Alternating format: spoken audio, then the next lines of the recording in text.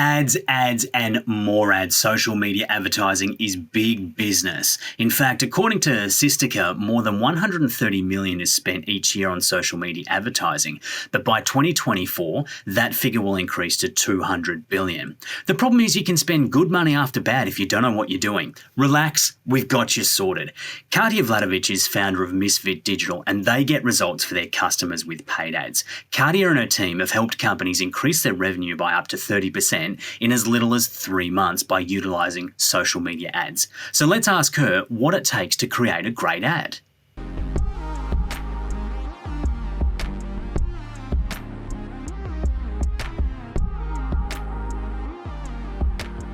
Katija, thank you very much for having a chat with me. Now, tell me this. You are a professional in the social media ads world and you have been for a very long time. So in your opinion, come on, you are. You dominate. Oh, no, I was just thinking more about the duration. It's definitely been a while now. It all adds up. Well, you're still standing, and that's the important thing. So in your mind, what are social media ads?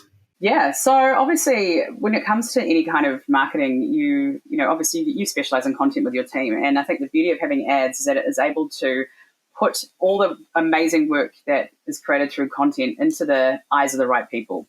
So without having advertising, it can be quite an arduous task to really get content out as quickly as you want to, and also to a really targeted group. So the beauty of that is that you can utilize platforms such as Facebook or Instagram or any of the paid digital ones really to put your content and your message in front of the right people so that they take the required actions. That's what ads really do.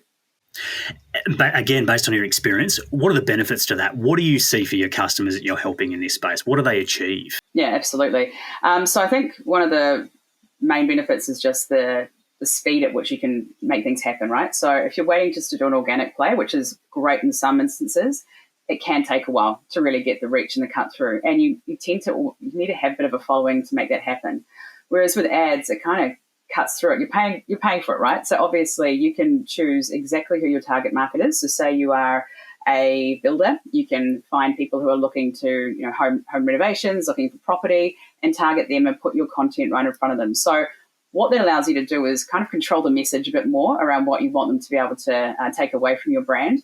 But also, if you have a clear funnel setup, it can also allow you to more easily get leads that are, or sales, depending if you're an e-commerce business or whatever it may be, you're more likely to convert, right? So if you're putting your message in front of a relevant audience, they're more likely to take action so that you've got more potential sales, or you've got more sales if it's an e-commerce or online course business.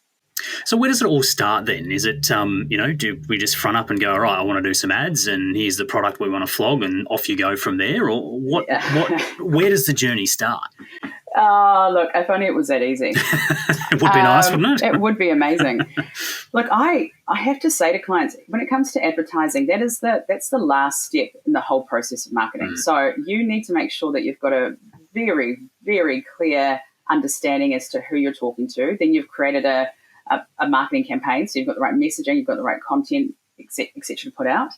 The other thing is make sure that you're not relying on advertising to fix a whole lot of business and operational problems already. Your business has to be profitable. It has to be in a position where you are basically taking something that is a winning formula and amplifying it. Because I think one of the biggest things I get quite often is people going, we're in trouble. I don't know how to get a whole lot of leads. And when I unpeel the layers, I look at it and go, well, actually, you don't have an offer, or you don't actually clearly understand what you're trying to achieve here. And throwing a whole lot of money at ads is actually probably going to be more damaging to your brand if you don't have a very clear proposition as well as clear messaging, and you're not even niching down as to who you're targeting to.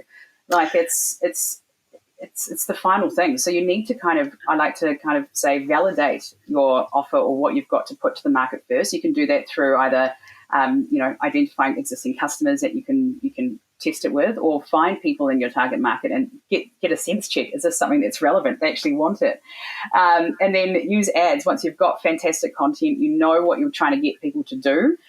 So for example, if it's, I'll use a builder again. If it's a builder, then you want to make sure that if you're trying to get leads, that there's a lead form, that there's some way that you can capture their information. Otherwise, you are just going to be spending a lot of money getting awareness out there, but that actually might work in your it might be actually detrimental to you because it might get the thoughts going about building, but then another competitor might come in who's got a fantastic lead funnel and captures that lead. So there's a lot more to think about. And this is why I think when people go into advertising, they need to really make sure that they talk to someone who knows what they're doing. Otherwise, you can waste a lot of money. Absolutely, yeah. Absolutely. I reckon that's a really important point, Katija, and we see this a lot, particularly in the SEO space, and you would have seen it as well, and there's probably ads around it too. So SEO agency says, we'll get you on page 1 of Google in the next 30 days. I mean, that's almost physically impossible to happen. I would imagine there'd be some of your competitors out there doing something very similar. We'll get you, X times revenue spend or whatever it might be. For our audience who are listening, what are some of the questions they need to be asking when dealing with an ad specialist to know that they're getting a good one? Yeah, so it really depends on what your business is, right? So, for example, if it is primarily you're looking for leads, there are different set of questions comparatively to e-com or anything where you're selling a product online. So when it comes to looking at let's say a lead generation one, so as I said, a builder, a plumber, a lawyer, anything that's more of a service-based industry, what you want to make sure is that they actually understand the platforms themselves. So if you're talking to a Google ad specialist, for example, I'd be asking them, okay, what kind of keywords, what kind of things are you going to be targeting? Because that's going to demonstrate if they understand the intent of where your audience is. So, for example, if you're a lawyer, but you're actually focusing more on property law, you don't want to be creating a whole lot of massive key lists about criminal law and things like that. It's just not your niche. So get them to provide you with a bit more of a strategy as to how they would approach the platform. And that's very similar to YouTube as well. It's all under the Google umbrella. So you want to make sure that they understand, again, they should be asking for what is your target market, what is their motivators, and understanding what the strategy is. And if there's content associated with where there would be with something like YouTube, understanding what the function of that content is. Because otherwise there's so many people who go out there and just go, okay, legal, all the keywords under the sun, whereas 80% of those could be completely redundant to your actual offering again. So make sure that they have done their due diligence and actually read what your business is about, what you're trying to convey, and then they're creating a strategy to amplify the right content that you've given them to the right people. Social, and I guess when I say social, Facebook, Instagram, more on those lines, can be a little different. Again, still a good ads person needs to understand why you're doing this campaign. So it's understanding what the objectives are for the business, what you're trying to achieve, what the outcome is. So say if it was an e-commerce store, you might, I'd be asking a client, okay, well, what do we need to be, what's our revenue goals? What's our percentage of ad spend that needs to be actually allocated to reach those goals? What products are you trying to sell? Really getting an understanding as to what the business needs, because then that can really shape how you create an ads campaign. Now, on the flip side, if I get a client who comes to me like that and they have no idea of that, I'm not going to work with them because they have no understanding as to measuring if this is going to be successful. They're just kind of throwing something out into the pond and hoping it's going to land, right? Dangerous. Yep, very dangerous. So a good ads person should also be at the same time interviewing the client as well to make sure that they're the right fit for them, because not everyone's going to be. There are people out there who specialize in one area, and that's great. If they do, then you should probably go with them rather than someone who's a generalist who, could kind of just wing it, and then 6 months down the track, you are a lot worse off. So, yeah, it's quite an art. But again, it comes down to numbers. It comes down to numbers and understanding, if you're a client, understanding why they are going to be doing this campaign for you and what the outcome is. You obviously focus on Facebook and Instagram primarily. Why is that the case? We actually do quite a bit of Google paid as well now too, and mainly because of a few different reasons. So I guess when it comes to social, Facebook and Instagram, you've got to look at the funnel of where someone's making a decision, right? So the great thing about Facebook, Instagram, TikTok, any of those platforms that have video content or content specific to being able to see it right in your newsfeed, is that it allows you to educate the consumer as to why they may need your product. So a lot of our clients maybe aren't necessarily very well-known brands or may have products that are new to the market. So we need to make sure that we've got real estate within content to be able to educate people about why they need this product, why it's going to improve their life, how it's going to basically be something that they need to have on their shelf, whatever that may be, or a service that they need.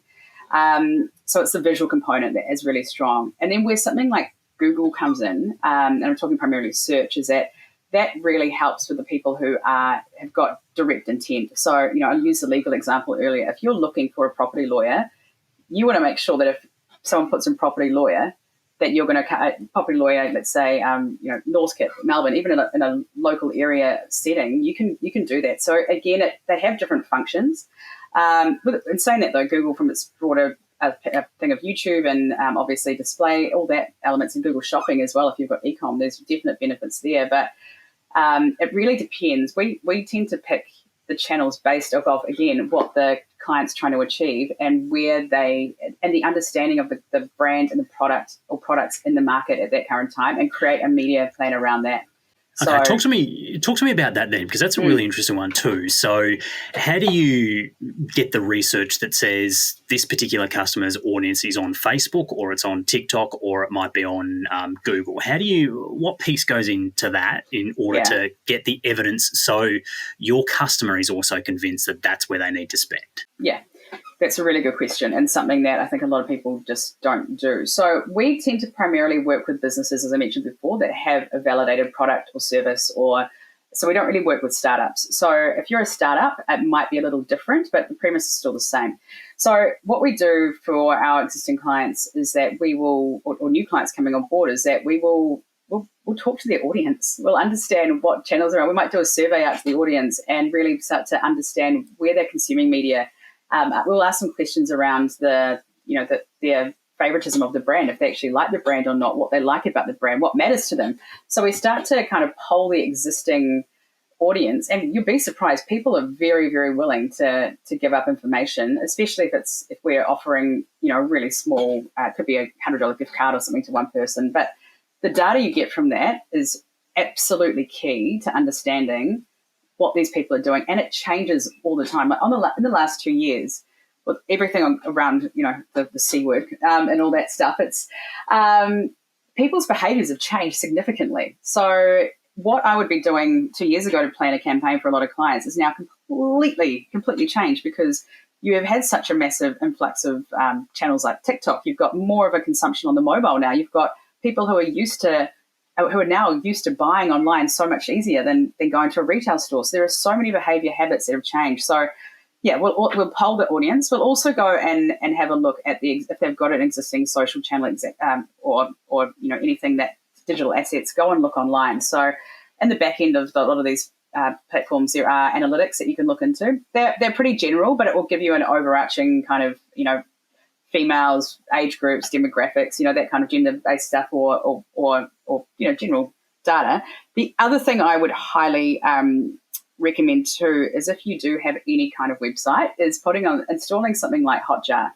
And what that allows you to do, obviously, is start to track where people are, what they're doing on your site. So a lot of people use it for conversion optimization, to make people take further action and improve. It might be a color of a button.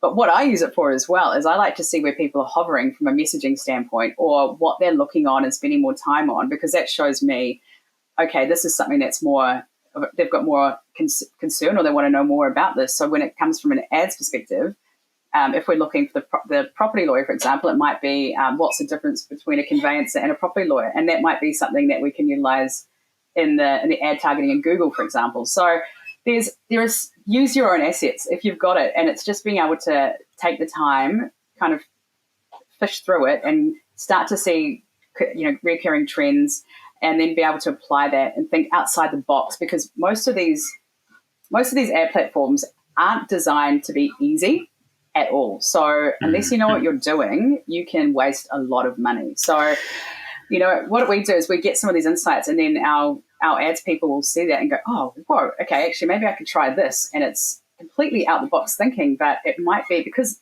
all these ads platforms are bought on an auction basis. So if you're buying on the same one, you need to kind of try to find things that are a little bit outside of the norm, or a bit left of center, to try and get a lower cost, so you can get cheaper leads or cheaper sales. So again, it's all your customers will tell you everything.